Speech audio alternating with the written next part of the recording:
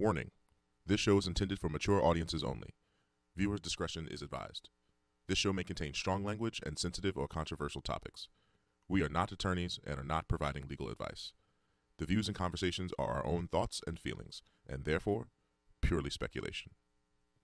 The entertainment world and beyond. Skywalker air miles, feeding on a service, glide on water, constricted and conflicted. Welcome to Purely Speculation, a show that exposes the harmful effects of the criminal legal system. I'm your host, Heather Lewis, the Executive Director of the Reuniting Family Bail Fund and practitioner of participatory defense.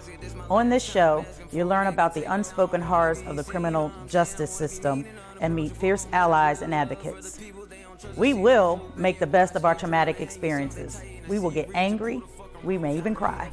We most certainly going to laugh, but one thing's for sure, we're going to keep it real. Welcome to Purely Speculation. When they free my sins and let them loose, they was killing me, I got scars to prove, got me paralyzed, I could even barely move. Out the way I took the pain again. Hey, y'all. Welcome to episode 14 of Purely Speculation. This is a special edition of our Court Watch show. As we got a treat. I always say that. We have a treat, and every show is a treat. We have a guest court watcher, which is more than just a court watcher. She is a fierce advocate and ally holding it down in Delaware County.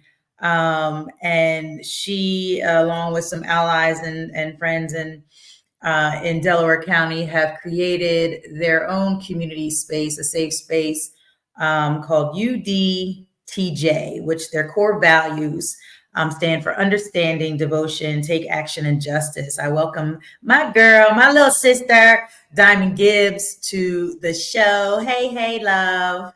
Hi. Thank you. Are you in your cute little office? I am. The best office in the space, of course. It is.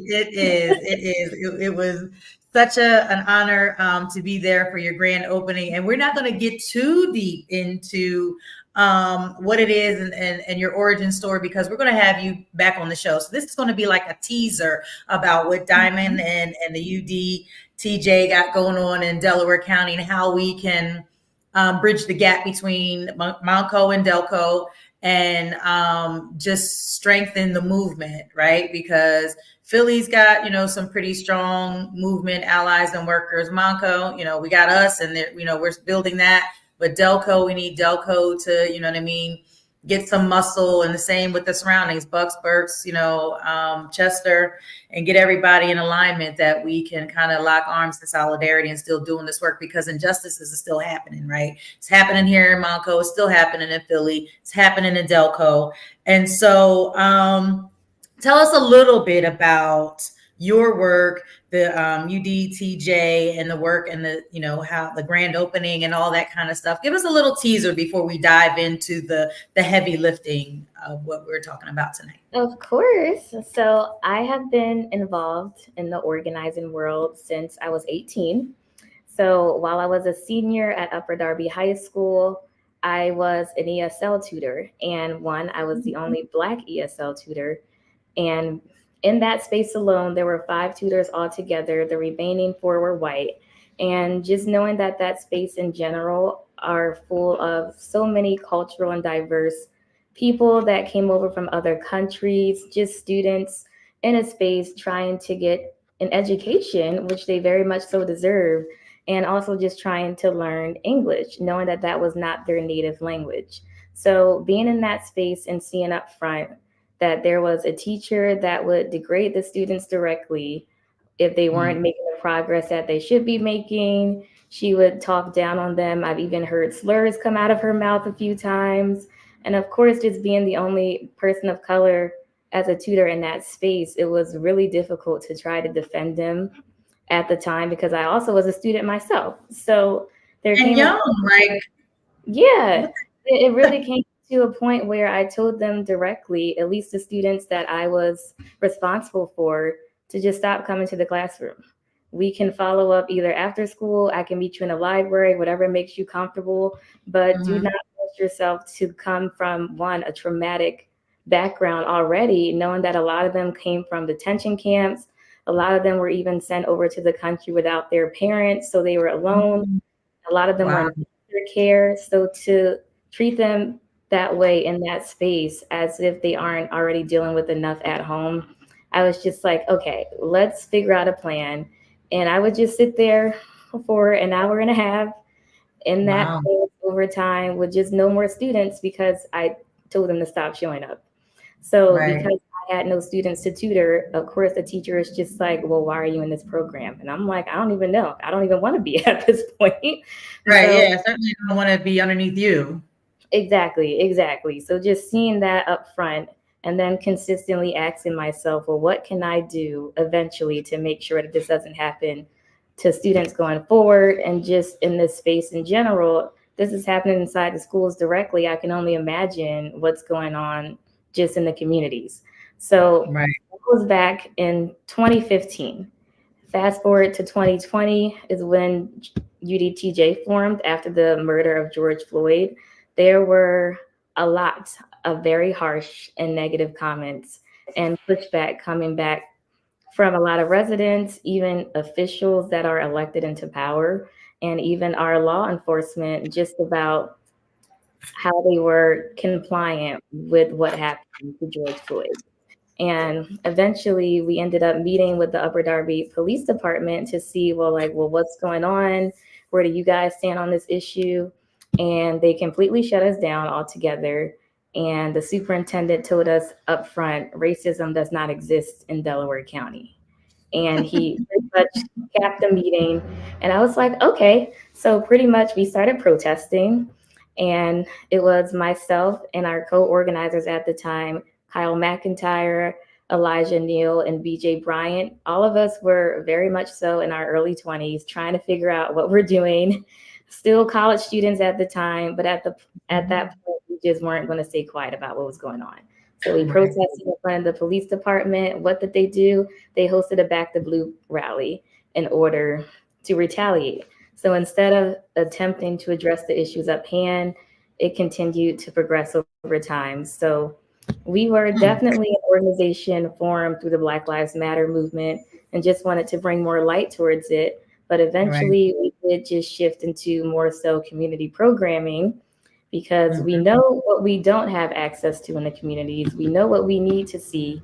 And we've been pushing to make it happen over the past 3 years. But of course, no responses, no actions taken. So we got tired of waiting. And now we're here today with the community center that serves marginalized communities. So that includes all youth, BIPOC, LGBTQ, disabled, special needs, everyone is included in this space.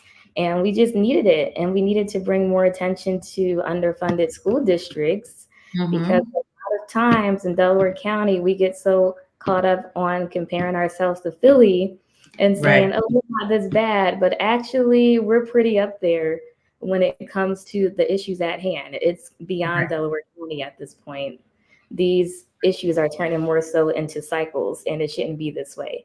So we are definitely sitting and partnering with Upper Darby School District, William Penn School District, and Southeast Delco School Districts, which are some of the top 3 underfunded school districts in the county. Wow. And I love it for you. I hate it for you because that's the nature of an origin story, right? Like it's out of the struggle, it's out of the out of that oppression that UDTJ had to be born.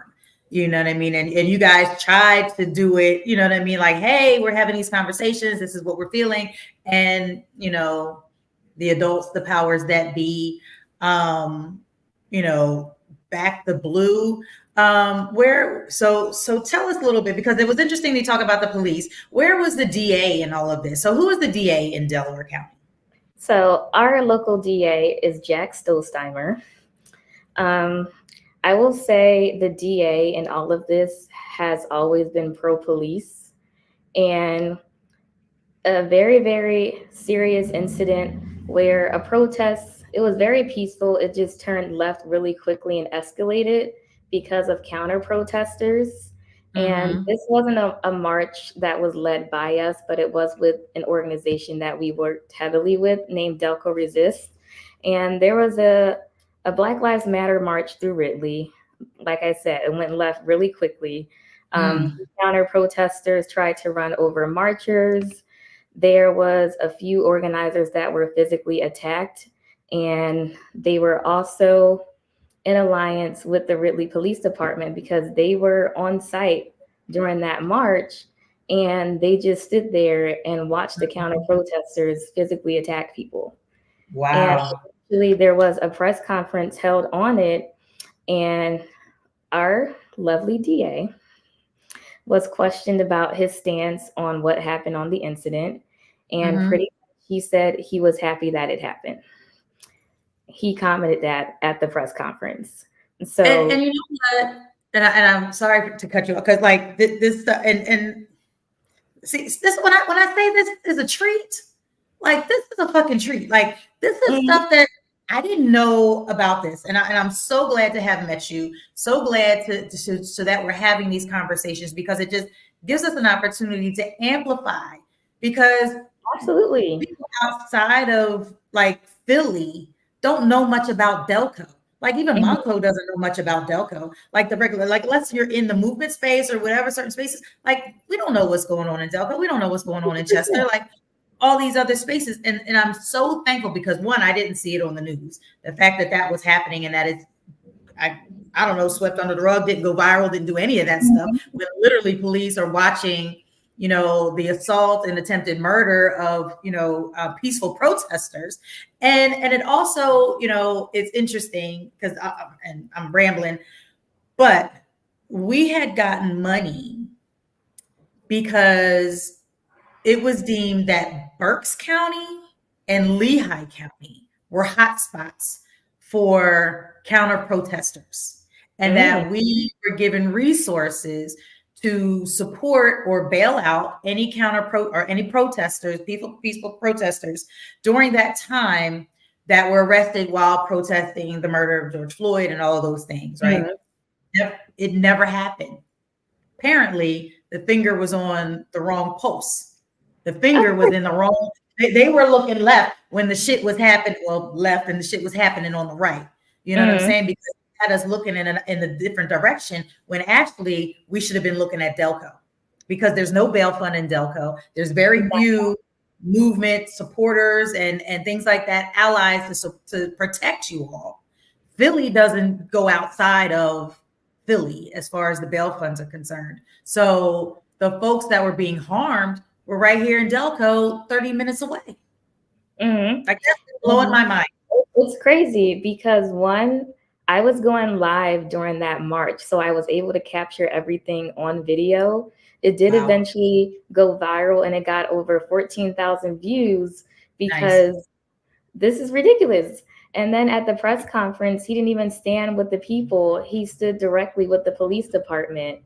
And when he was asked to comment, he was just like, I'm just glad it happened.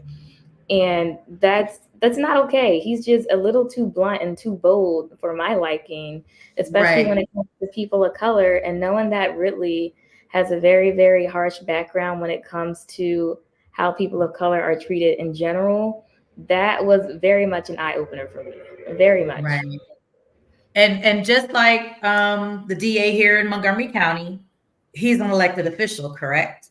Mm, So he's elected to that position, and so we'll table that because that's a teaser of what you've experienced and the experience that you're bringing to us and our viewers here in Montgomery County and wherever our viewers are from. That we are going to explore that a bit more a little later. You know, you just had your grand opening, and we're so excited about that, and so we want to enjoy that moment and.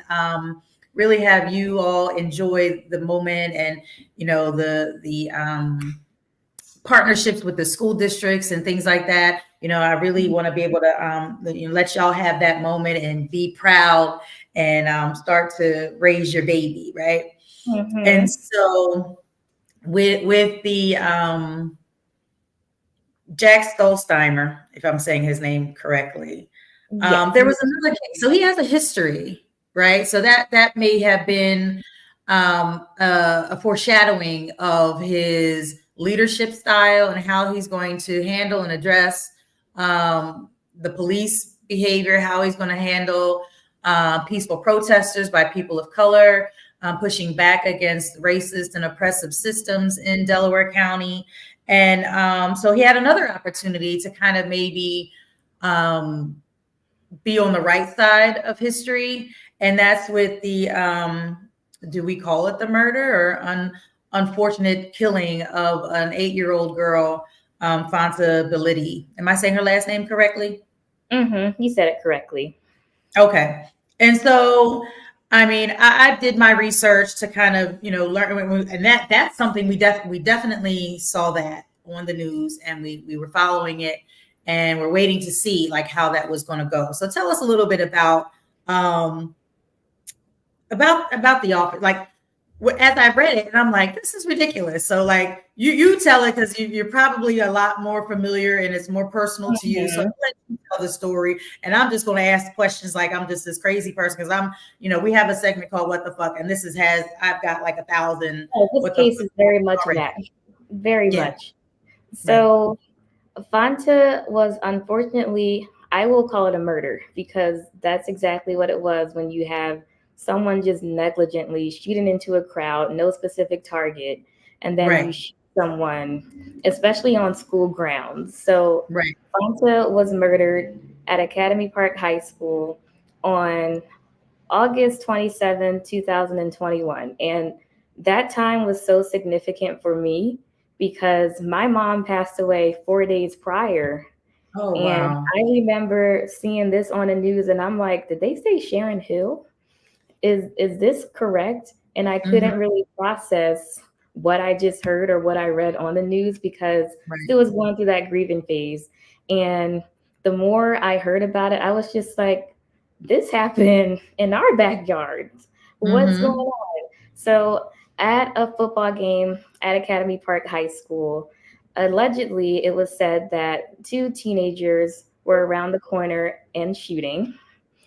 And because that they heard 2 teenagers allegedly shooting at each other around the corner. So so not on school property, not at the football game, not anything related to the football game on school property whatsoever.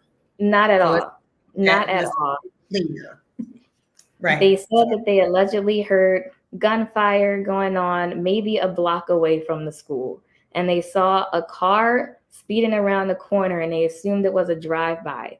Mind you, the 2 people that were inside of that car were students of Academy Park. So they instantly started shooting at the vehicle, assuming that, again, a drive-by was going on. So we have 2 teenage girls potentially who also could have been murdered that night because they just started shooting at a target that they assumed they had no idea them when that was not the case. So because 3 officers on site started just shooting into a crowd of people and knowing that the game had just ended, everyone's leaving out, everyone's coming down from the bleachers. So everyone is just scattered everywhere. They're shooting without students, families, parents, grandparents, babies, children, everybody that goes to a high school football game is there. Exactly. In this crowd. Exactly. So the fact that they were doing that as if it's not a large number of people. And it was even documented through the commentator that night, like, oh my God, fire just opened out. So you could tell that there was instant panic and alarm because they didn't know what was going on. So Fonta was shot. She unfortunately bled out in her mother's arms, which I can only imagine how traumatic that was for her. And not only was Fonta shot, her older sister was shot as well. So a lot was going on that night. And knowing that the alleged shooting that did take place up the street, yes, there were people shooting around the corner, but like you said, it was not on school grounds. They didn't actually see the active shooter on site, and they just started shooting into a crowd of people who are supposed to be trained and paid a whole bunch of money that come from tax dollars and a lot of money going to police departments and increase every year. And you're telling me as trained officers who are supposed to enforce public safety, you just decide to shoot into a crowd of people. No target. You're Right. literally just shooting into a crowd of people. A crowd of students, mothers, children that are coming from a high school football game. So it's not like you were at, I don't even know what would justify, unless you're at war, what would justify shooting into that crowd? Nothing. That particular crowd. You know what I mean? Nothing at all, especially if they did not directly see gunshots or gunfire coming from that car. Right, they just heard it. They just heard it. That's just so wild to me. And the fact that they tried to take it and run with it to make it seem like, oh, they were just trying to do the best that they could in that moment to protect people, when they did nothing but put more people in danger and in harm's way. They actually killed people. Been more than one death that night, which would have made it a massacre at that point. Right. The police would have massacred children, students, families, whoever at that point. So it's ridiculous to say that we have a DA who tried to justify those actions when that's not okay. It's not okay. That is so triggering to me. It's crazy. So the 3 officers were fired. Oh shoot. What do I do? Oh, I clicked the wrong button.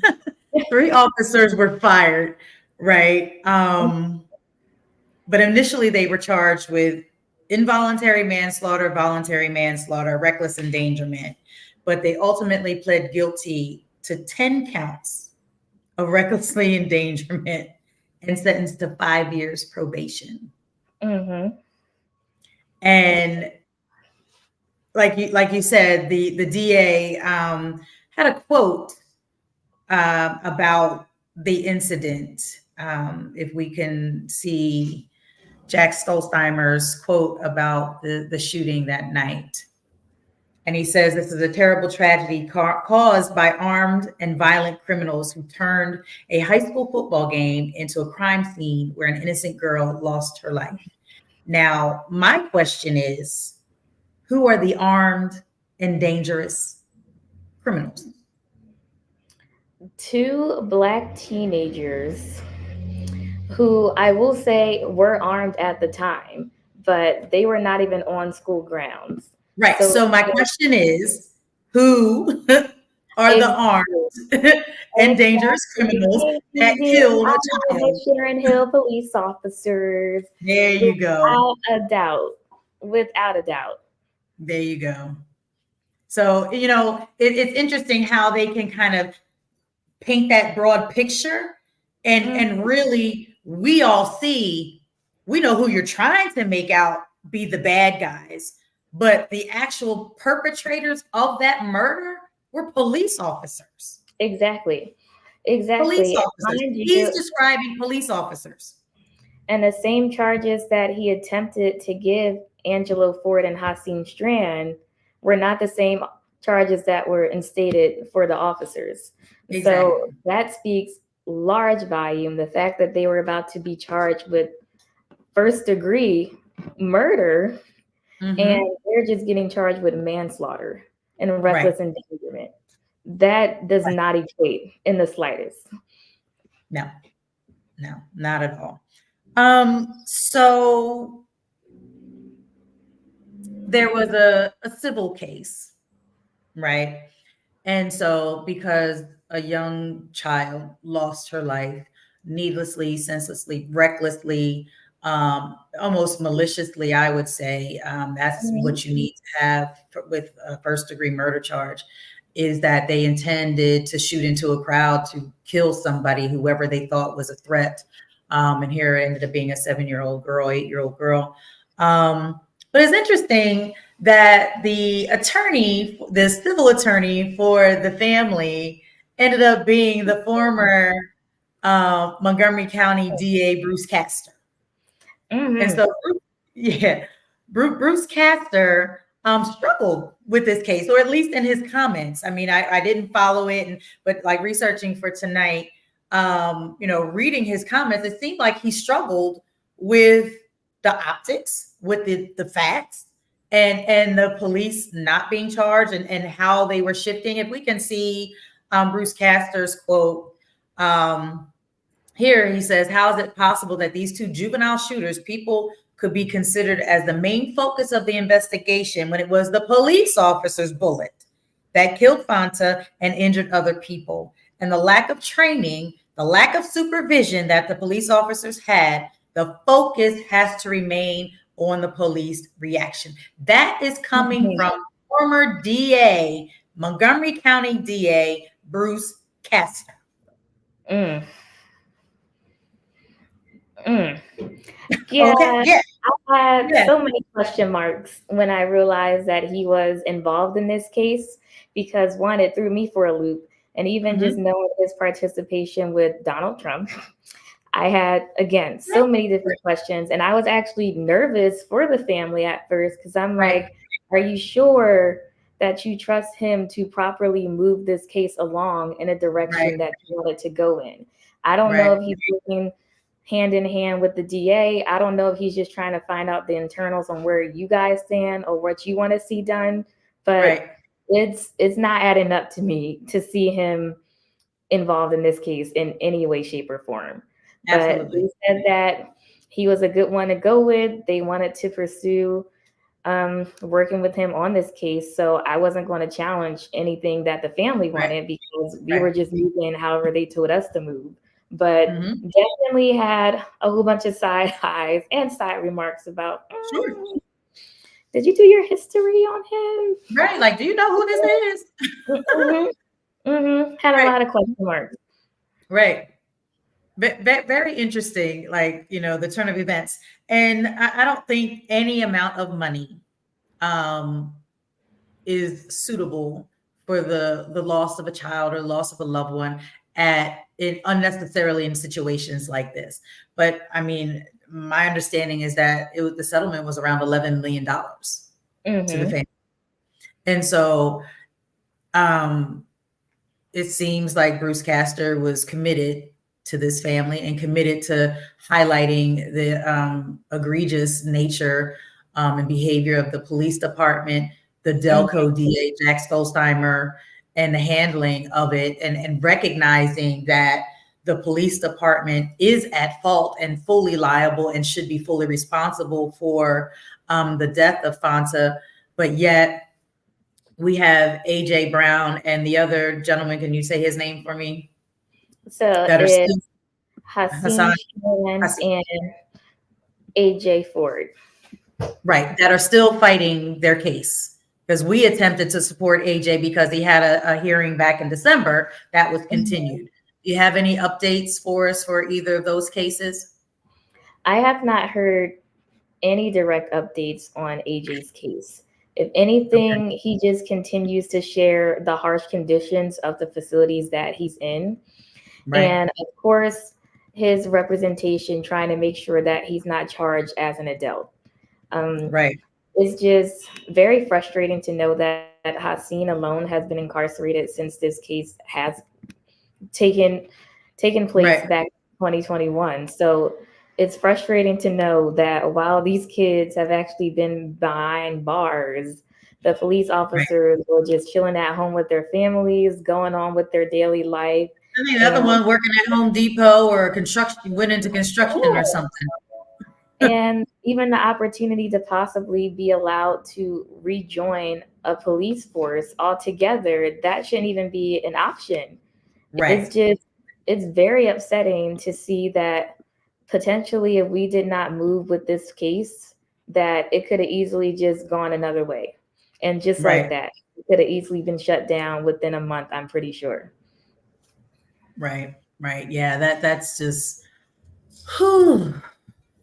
woosah. It's heavy, it's crazy. And you guys are like out there by yourself, so to speak. Like you've got your organization and the other resist organization. And so definitely we heard the call, and when we saw that AJ was, I think it was going to be a decertification or something about whether or not to try him as an adult or not. And that case got continued because we were on our way. you know what I mean, to pack that courtroom and really stand with him that should not be. And so, yeah. And so before we go into our not on the list essay, tell me what Mr. Stolzheimer's got going on these days. Oh, I do want to say that all of my comments are my own before I even attempt to start to speak on this man. Right. I do not think that anyone who is complicit with the murder of a child and see the wrongs that were done by a police department and not hold them accountable should actually hold a higher seat. So the fact that he is still our local DA in Delaware County, but he's also trying to run for Attorney General, Right. I see more red flags thrown around than a color guard because Right. no. We cannot allow that to happen. Right. And, you know, up until now, I don't think no one knew who he was. You know, there was no, you know, like I said, that first, you know, with the protesters and that kind of stuff, I didn't hear about. I didn't know who he was, really didn't pay attention until I heard that he was running for Attorney General, which is the state's highest legal office. That is the office for the people. Mm-hmm. When we have nowhere else to turn, we turn to the Attorney General. And exactly. Pop his picture up again one more time, please. This is the person. If he wins that election, that's the face. That's the person. That's the energy. And the energy that Diamond described, that's the energy that will be over all of Pennsylvania.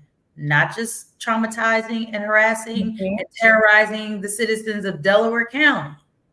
This will be all over Pennsylvania.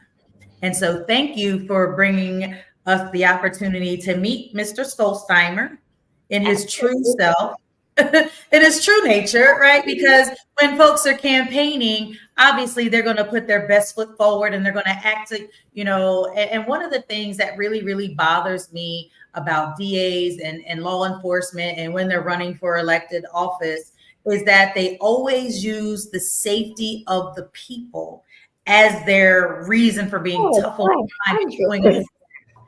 100%.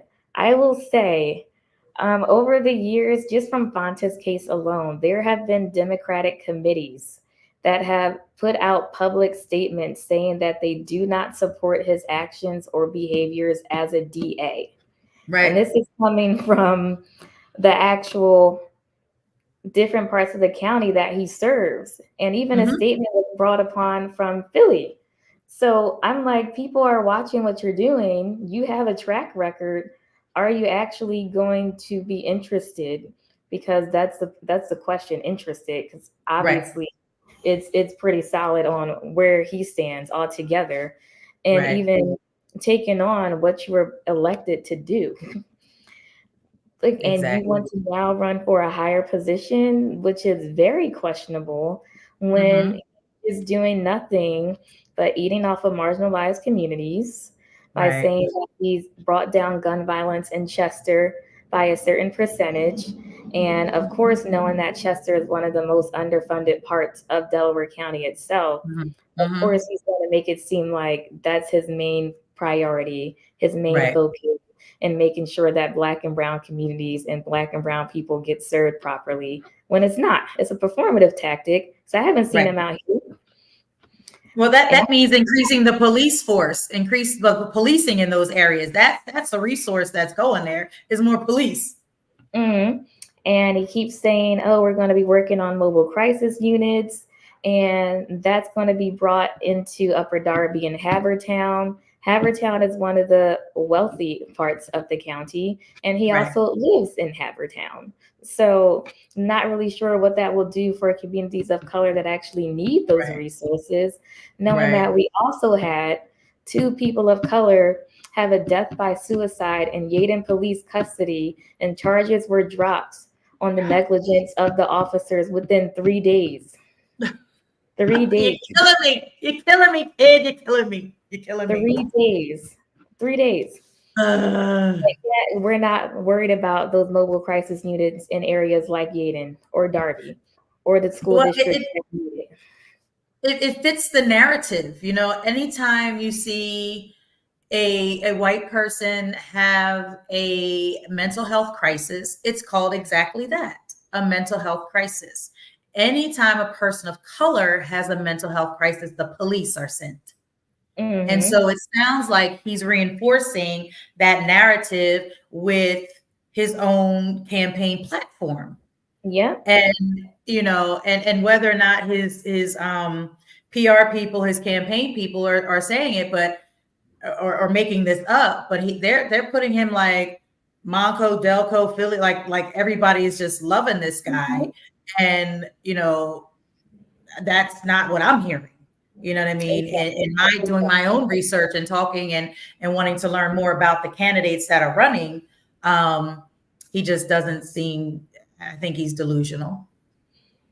He is. And he has a very bad temper. I have seen him pop off on people in public settings, on panels. And of course, it has always been towards women predominantly.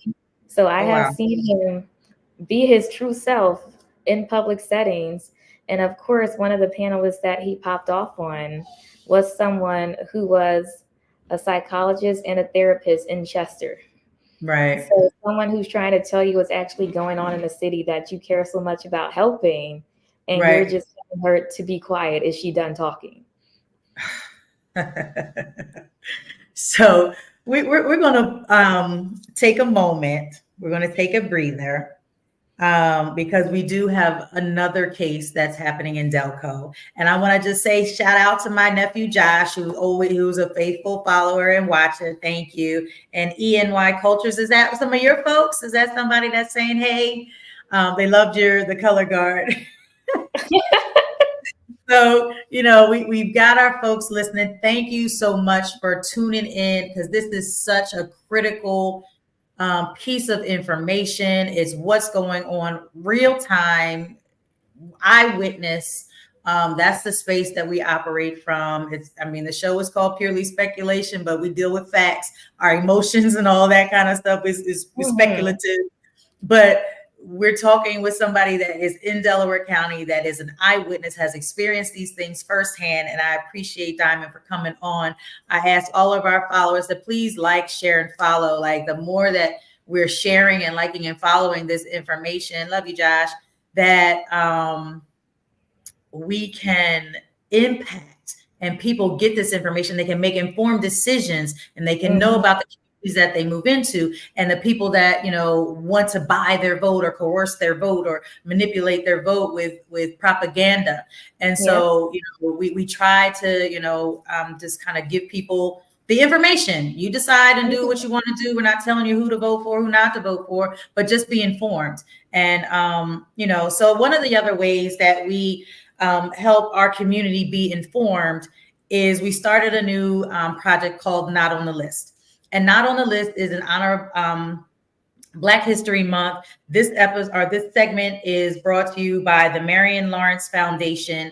And it's a year-long essay contest challenging our youth K through 12 to explore our Black heroes that are not on the list. Now, Norristown used to give out a list of about 20 or so historical figures that they could study for Black History Month. Rosa Parks, MLK, Malcolm X, Harriet Tubman, you know, the normal, the usual.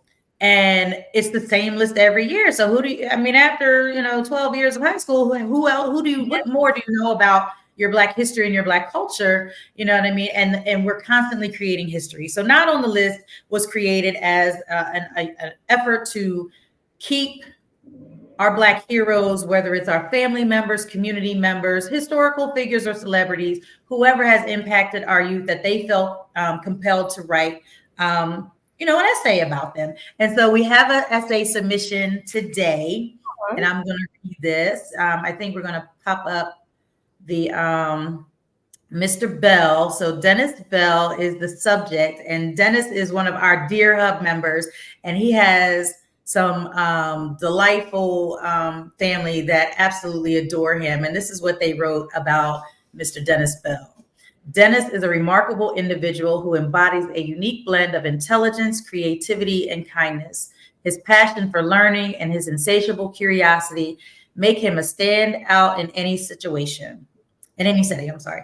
Dennis approaches life with a sense of wonder and a desire to constantly expand his knowledge and skills. One of Dennis' most notable traits is his creativity. Whether he is working on a new project, solving a complex problem, or simply engaging in a conversation, Dennis always brings a fresh perspective and innovative ideas to the table. His ability to think outside of the box and come up with creative solutions is truly inspiring. In addition to his creativity, Dennis is also known for his kindness and compassion. He goes out of his way to help others and is always willing to lend a listening ear or offer a helping hand. His genuine concern for the well-being of those around him makes him a beloved figure in his community. Furthermore, Dennis is a dedicated learner who is constantly seeking out new opportunities for growth and development. Whether he is pursuing a new hobby, learning a new skill, or diving into a new subject, Dennis appreciates each new challenge with enthusiasm and a thirst for knowledge. In conclusion, Dennis is truly exceptional individual and brings a unique blend of creativity and kindness. And that is submitted by Ms. Tanea Evans, and she is in 11th grade, and we are thankful for that.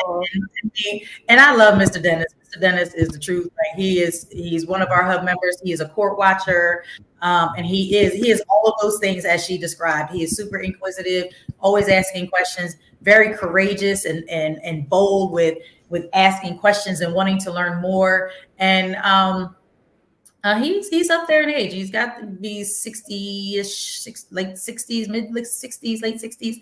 And so he is a joy to have with us. So thank you to the Marion Lawrence Foundation. And Tanea is going to receive one of our swag bags that has a $100 gift card in it, a Not on the List t-shirt, on the list notebook, and other goodies that we've had donated by our other sponsors and community businesses. So shout out to Tanea for having her essay about Mr. Dennis read today on Purely Speculation. And so with that was a nice little breather before we get into the next case. And so this next case, again, in Delaware County, under the guidance and overseeing of DA Jack Stolzheimer, is Kimork Buffalo. And so tell me about Kimork and the work that he does outside of the trauma that he's experiencing now from an incident that occurred, one night with another individual. So Kimork Buffalo is definitely nothing short of a community pillar. I will say that. As far as how we've got connected with him, he is just such a sweet person, but physically he gives off like I'm the tough guy appearance, like don't bother me, don't talk to me, when he's really like, oh, hey, sweetie. And I'm like, hi.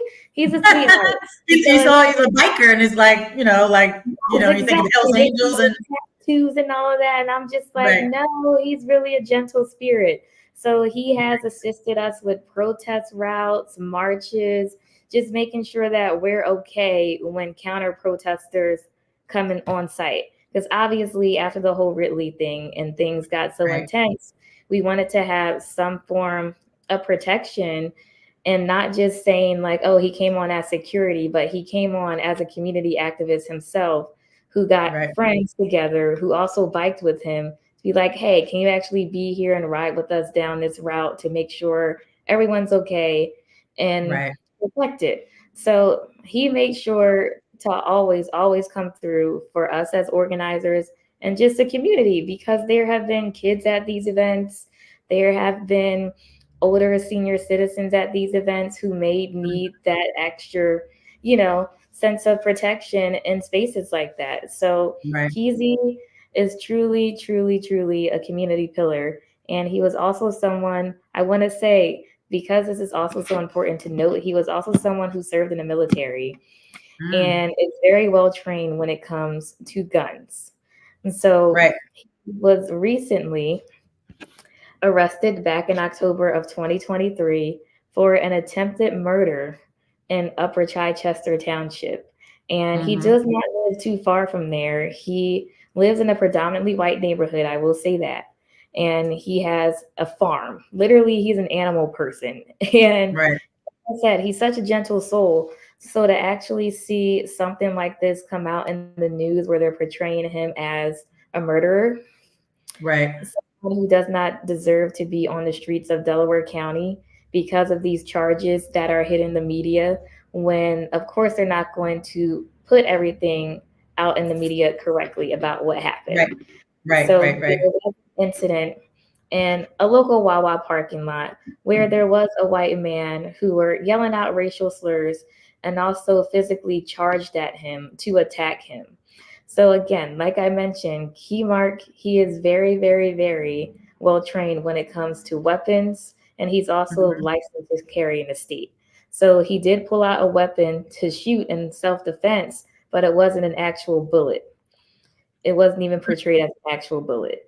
And he shot him in the groin so the guy could stop running towards him. Obviously, he did not target him in any place on his body to kill him or harm him in a significant way. He just wanted him to obviously drop to the ground in that instance, so he wasn't put in harm's way. I had someone talking at me who is also yelling out racial slurs, and I have every right to defend myself. And if I actually wanted to kill him, honestly, he could have in that moment. He's trained to do. So the fact that the media left out, of course, all the information about the racial slurs, how the white man charged at him first, just made it seem like the video footage only is portraying how he pulls out a weapon and attempts to murder someone while in a public parking lot, when that was not the case. Right. And what was his bail set at? His bail was set at $500,000. And with having to pay only 10% of that, they're still trying to raise $50,000. There were even attempts to get a bail reduction, and the judge said no and declined. And he also declined a plea deal. So they're reinstating the attempted homicide and murder charge. And we're waiting to see what they're actually going to move on regarding his sentencing in a trial. But it's crazy to me, someone who actually has no criminal background, has never been arrested before, and like I said, was also so well known in the community, and they portray him automatically as a murderer, a criminal, and we need to get this guy off the streets. Right. And I think I read that initially his bail was set at $1 million. Right? Yeah. It was very, very high. Right. And so, okay. So, and I think this is how you and I actually got started talking about this, because we were talking about his bail and seeing if there's a way that we can kind of help fundraise for that and bring some attention to this, because he is a movement, space. He's working in the movement space. He's an ally. He's an advocate, you know what I mean? And he's doing all these things. So there's some things that we can look at to see how we can get other bail funds to kind of contribute and participate in. Just like I said, like National was looking at some hot spots and things like that. So anytime that there's an ally or movement worker that, finds themselves in custody, that, we definitely take notice. But also too, the fact, so I don't know how much court watching you do, but one of the things when you accept a plea deal, the judge asks, have you been coerced or offered anything to take this deal? And 100% of the time, the defendant says no. And 100% of the time, that is a lie. You have been offered something to take this plea deal. You've been offered a lesser sentence. You just said that because he didn't take the plea deal, they put attempted murder back on the book. Exactly. So And they're banking on the statements that were supposedly submitted by a white woman who was there on site. And of course, she's saying, oh, all I saw was this guy pull out a gun and attempt to shoot the guy. I didn't see any harm being caused by the white guy that was charging at him, when the video footage does show someone literally charging at me. right. Who is potentially trying to harm me and yelling out racial slurs. So of course she didn't mention any of that in her statement, and they're Right. completely banking off what the woman said. And she also didn't mention publicly that after the guy was shot in the groin, because it wasn't a real bullet, eventually he got up after a couple of minutes and left the lot. He just completely left like Hey, nothing welcome. happened. She's like, yeah, I'm going to go home now. And Mark was still on I'm not site. gonna mess with this man. I don't want him to Yeah, hit me again. Yeah, exactly. Like, well, let me just pick myself up and I'm going to head home now. So Right. obviously it wasn't like the guy was just down for a while or he called police. He didn't do any of that. He The literally ambulance didn't come take him away. exactly went home like nothing happened. It was just like, do. I'm going to go about my business. And now we have a Black man suffering because again of the statements that are now being presented that aren't even valid. It's not accurate. Right. And that's the craziness, because like I said, in researching, and I've scoured, I was up for hours like looking and trying to read as much as I could about what was happening. And there really is not a whole lot Exactly. about this case that's not repetitive. You know what I mean? Mhm. Like it's literally the same stuff on every channel, every news outlet, everything, every article. It's literally the same. I mean, almost verbatim, Yep. Just the different same posting description it. of the incident. And Mhm. so, you know, crazy. So I got, It is very frustrating. we're working on that. And so did Jack Stolzheimer have a comment about this? What's his Nope. stance on this? Nope, he has not said anything publicly, but I'm very well aware that he is familiar with Keymork. One, because Keymork was also present at the press conferences that took place in Ridley, at the marches, all of that. And Keymork did try to address him up front, like, hey, again, what's your stance on this? Like, why are you standing over here with the officers? And he just was not interested in speaking to him. So it's pretty evident that there could be a connection here as far as a retaliation tactic as to why this is now happening. As if the organizers, especially people of color, are not constantly targeted to get us off the streets and to stop speaking publicly about the injustices of this system, when the injustices are such a cycle at this point. It's just like you're trying to wipe out anyone that is going to bring light to anything that you're doing wrong instead of taking accountability. And it's sick. It's really sick. Right. Well, they've got Philly and Monco now that's in alliance, in locking arms with Delco, and we will be there. We will be following these two cases. We will be bringing our squad to Delco, and we will be outside. If we can't get inside, we will be outside, making the presence known, making the noise that, you know, these are these things, injustices that are happening, and we're not going to stand for it. We're going to keep shedding a light on that. And so please keep us up to date, and we will share, you know, court dates and things like that, that are coming up to support these individuals and see justice, and anything, you know, positive that we can send that way, your way, we absolutely will. And so I had mentioned earlier, as we're drawing to a close, because this was exhausting.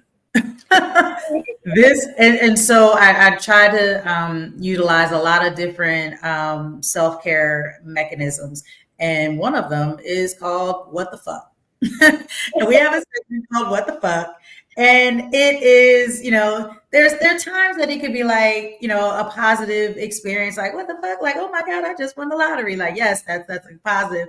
But oftentimes it's like you're hearing things and it is so blatant. It's so like in your face. Like you become almost like a deer in headlights. You get frozen because you're just like, you cannot believe what you're witnessing, what you're hearing, and it just makes you scratch your head and say, what the fuck?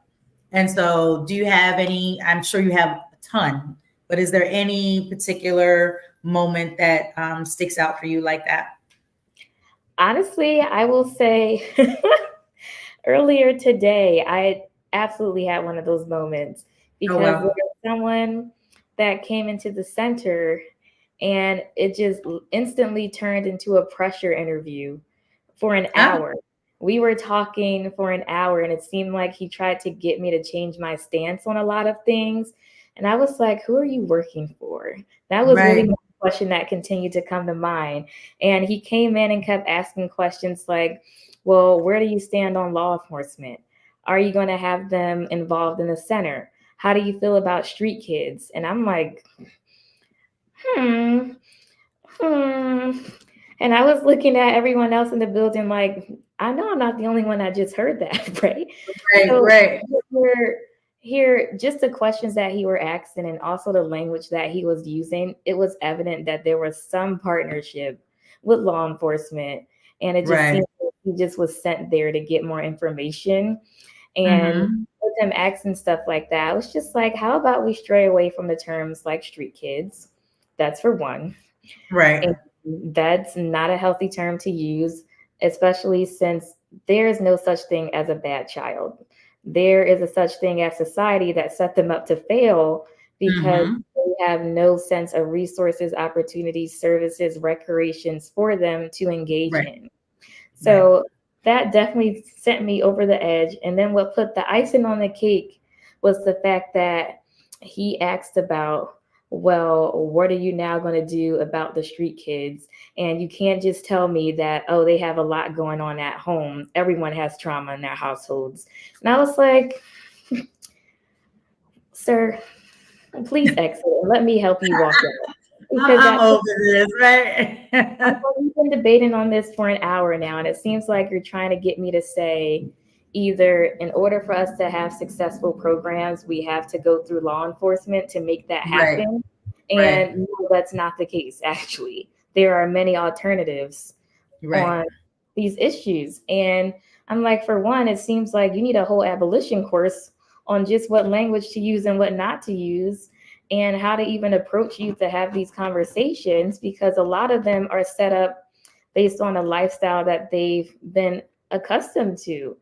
I remember talking to one of the kids in Southeast Delco School District, and he said, well, I thought my parents were a power couple. And I asked him, well, what do you think like makes them fall into the definition of a power couple? What do they do for their careers? And he said they were drug dealers. And I'm like, oh, so literally so many kids are accustomed to a certain lifestyle and mindset that some things are okay to do, that they are actually not taught what is okay or accepted in society and what's not. So it's not like they're choosing to wake up one day and be like, oh, I want to be a drug dealer. That's the environment that they grew up in. That's what they're used to doing. And if they didn't see their parents held accountable for it, of course, they're going to be like, okay, I can do this too. So I'm just like, you're focusing on the wrong things here, but I'll help you walk out. Let's walk down together. I love it. I love it. I love it. So that is just you know what? Let's walk out together. I love it. I love it. And so with that, we want to just have folks, follow us, like us, share. It's such a critical topic. If you want to be a guest, feel free to hit us up. Check out Diamond and the community center in Delco. Look at follow. If you haven't seen last beginning month, our guest episode earlier this month was an interesting one because it was me and Zach, and we were kind of busting it up and having to do some things. There he is, the superstar. And so yeah, stay tuned. Check us out. We have a next date is March, I want to say 13th.